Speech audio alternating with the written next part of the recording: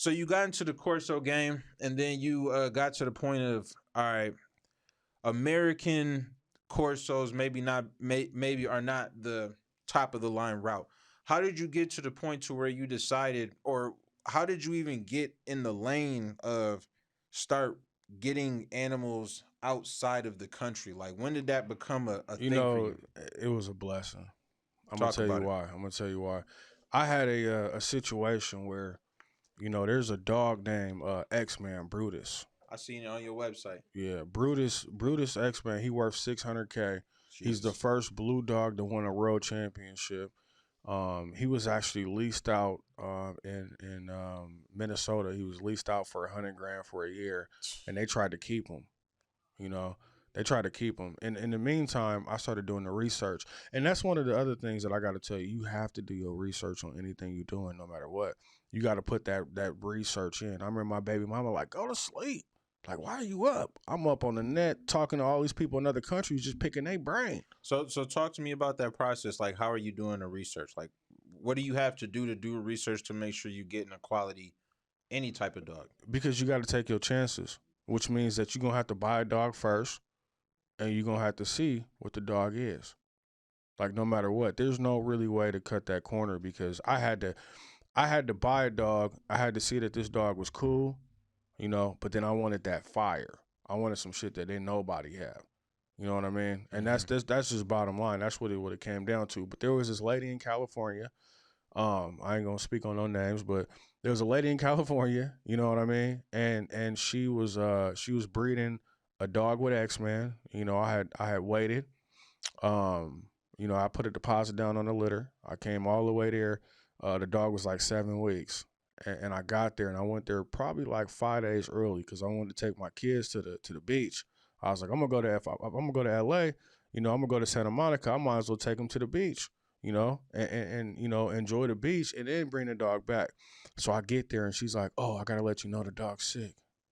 What? I'm like, "What you mean?" She like, "Oh yeah, like 5 or 6 of them, they got sick all of a sudden." I'm like, "Okay."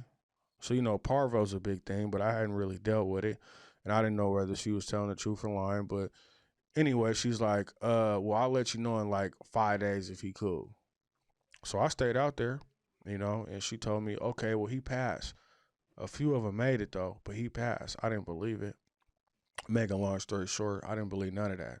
And then she was basically like, "I give you your deposit back, or you could wait on a whole other litter."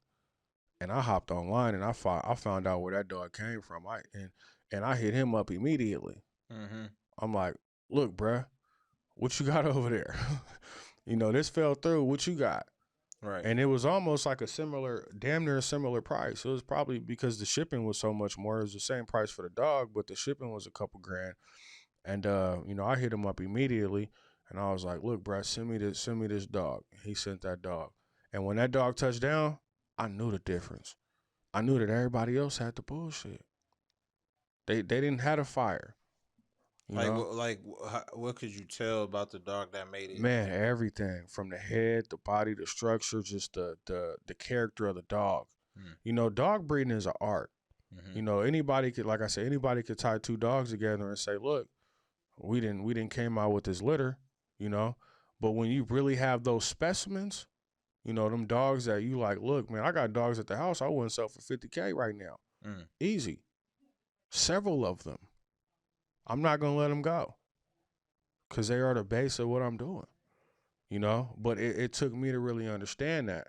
When I first got into it, I was so quick, meaning that I didn't even want to ask, because I was paying for it anyway, so I wasn't gonna ask my partner at the time, like, "Look, am I gonna go get this dog?